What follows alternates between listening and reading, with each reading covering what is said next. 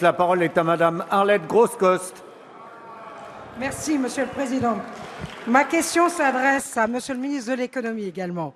C'est vrai, le président de la Commission européenne, Jean-Claude Juncker, présente ce jour devant le Parlement européen un plan d'investissement de 315 milliards d'euros destiné, comme vous l'avez dit, à relancer un certain nombre de projets jugés stratégiques.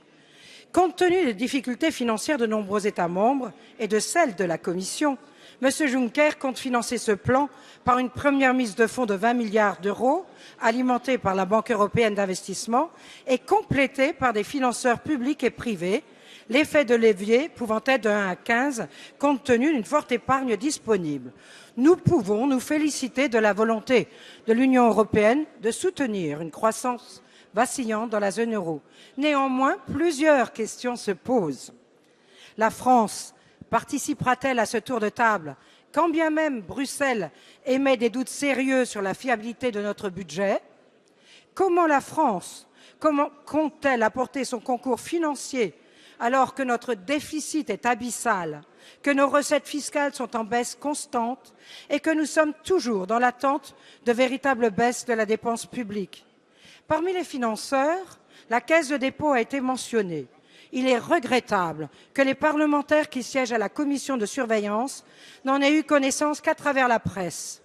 Si cette information est confirmée, quelle sera l'incidence des fonds prêtés sur les fonds propres de la Caisse, sur son modèle prudentiel et sur sa stratégie d'investissement? Et in fine, quelle sera l'articulation de ce plan d'investissement avec nos PIA? Ces derniers seront-ils abondés? Ou au contraire, les crédits PIA non consommés profiteront-ils à ce projet?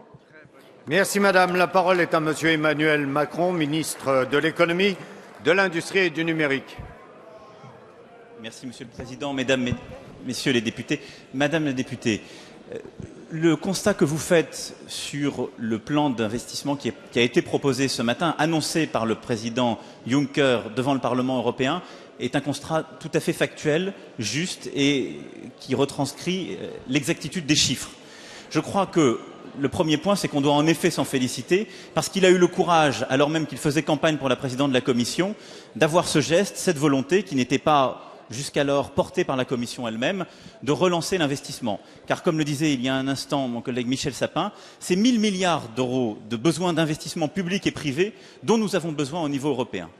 Le deuxième point, vous l'avez très bien dit, il s'agit à la fois d'argent public et d'argent privé, et il s'agit d'endettement et de fonds propres. Et c'est là où, sans doute, sur la base qui a été proposée par le président Juncker ce matin, nous pouvons travailler et faire mieux. Pourquoi? Parce qu'il est à noter qu'il y a encore beaucoup d'argent qui se fera à travers le levier de l'emprunt, qu'il y a beaucoup d'argent qui est pris sur des budgets existants et qu'il y a une très forte mobilisation d'argent privé autour de la table. Sans doute pouvons-nous faire un peu mieux et accroître la solidarité financière entre États membres pour le compte de l'investissement. Et pour les projets en termes de numérique, en termes de transition énergétique, de recherche et développement et d'éducation, je crois que les États européens doivent faire mieux et ce sera l'objet du Conseil européen de décembre. Cette proposition est une proposition de base qu'il faut améliorer. Enfin, j'ai découvert, comme vous, la présence de la Caisse des dépôts comme étant citée ce matin.